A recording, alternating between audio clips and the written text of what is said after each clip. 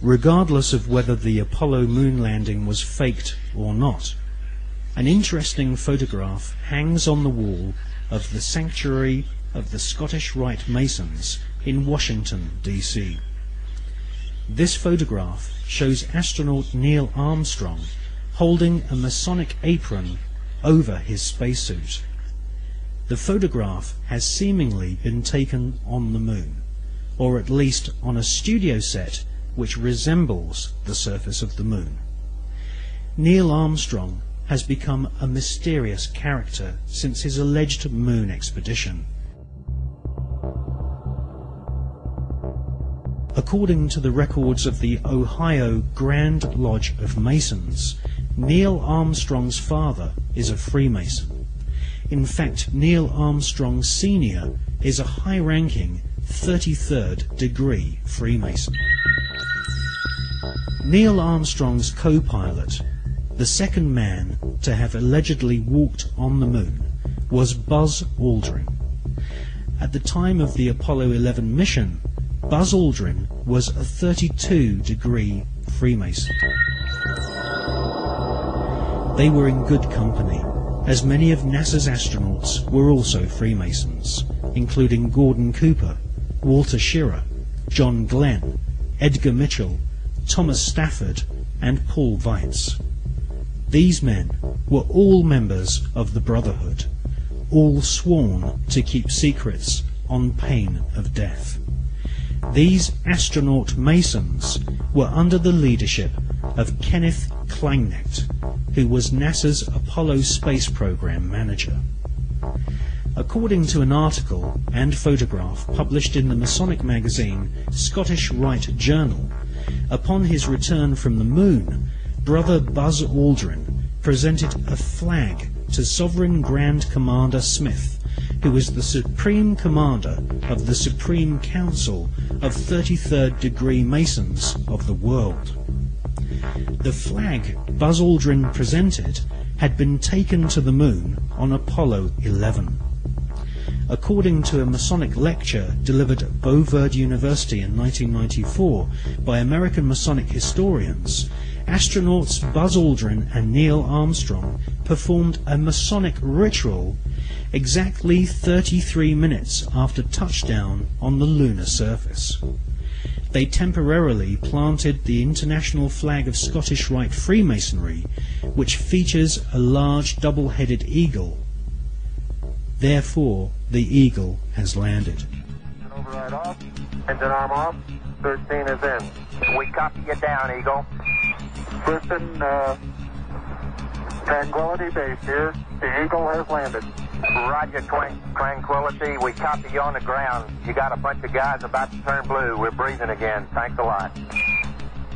And we're getting a picture on the TV.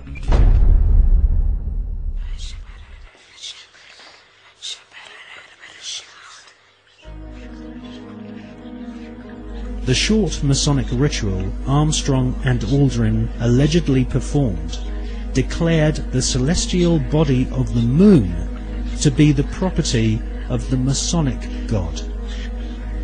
Who is the Masonic God?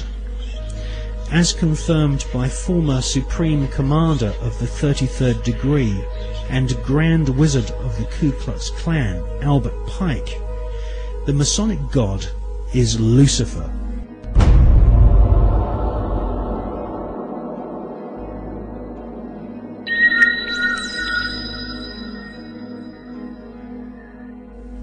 The name of NASA's space program, Apollo, according to the Holy Bible, is actually an alternative word for the devil.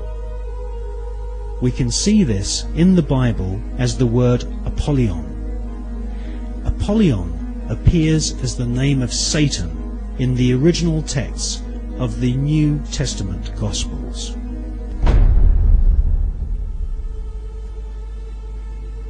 Like Christopher Columbus and many explorers before them, Armstrong and Aldrin used a flag to claim territory for their monarch. Upon their return, NASA Space Program Manager Kenneth Kleineknecht invited the Apollo crew to a secret Masonic ceremony which saw Kleinec's brother be appointed to the Sovereign Grand Commander and titular head of all Scottish Rite Masons throughout the world.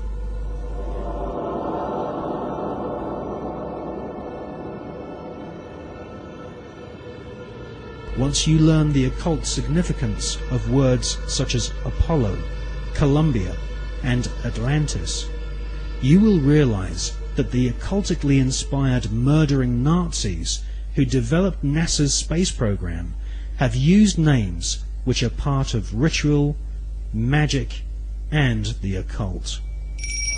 Hawati en Tawi, Tem Jafar Kau, Ta Pen M Awef, Mu F, Ta F, Sem F, Menemenet F Nebet, Hayat Nebet, Henenet Nebet, Jedefuet F, Awet F Haset, Semawu M Sanuet.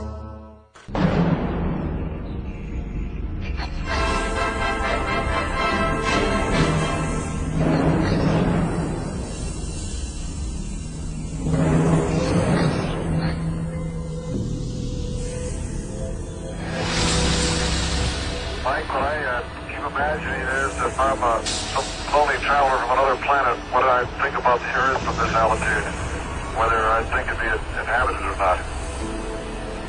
You don't see anybody waving, is that what you're saying?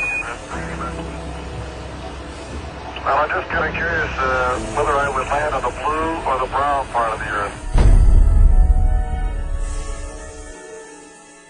On the dark side of the moon, the secret face of our satellite planet, which only a few men in living history have ever seen, there lies a star-shaped crater called Parsons Crater, named after the rocket scientist John Parsons.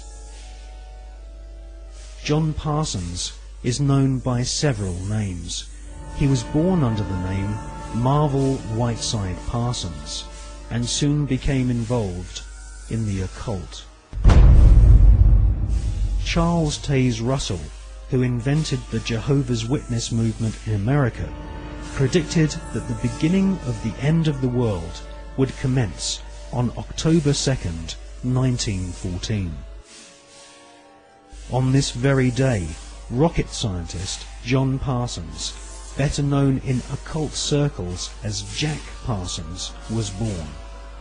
A brilliant rocket engineer, Parsons soon entered into correspondence with SS Nazi officer Werner von Braun, and by the age of 13 had begun summoning evil spirits and demons using magical rituals which Parsons had learnt from British occultist Aleister Crowley.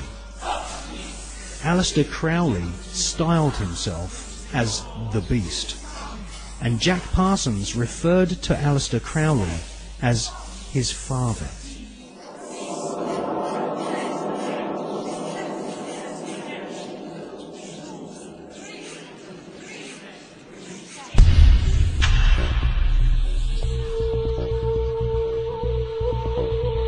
Grand Master of the Priory de Sion, Jules Verne, had written several books which strongly influenced the mind of the young Jack Parsons. In 20,000 Leagues Under the Sea, Jules Verne prophesied the invention of a submarine vehicle which could wage war from the depths of the oceans. In newspaper reports read by the young Jack Parsons, he saw German U-boats launching futuristic torpedoes, travelling under the sea and causing death and chaos. Young Jack Parsons wrote in his journal that if the French author Jules Verne's submarine was a tangible possibility, then why not the rocket ship which travelled to the moon and back in Verne's other books? For most of Jack Parsons' adult years, he was an adept of occultism and a distant disciple of Aleister Crowley. When Crowley visited California and gave the go-ahead to form a new chapter of his OTO Satanic Secret Society, it was Pasadena the hometown of Parsons, which was chosen.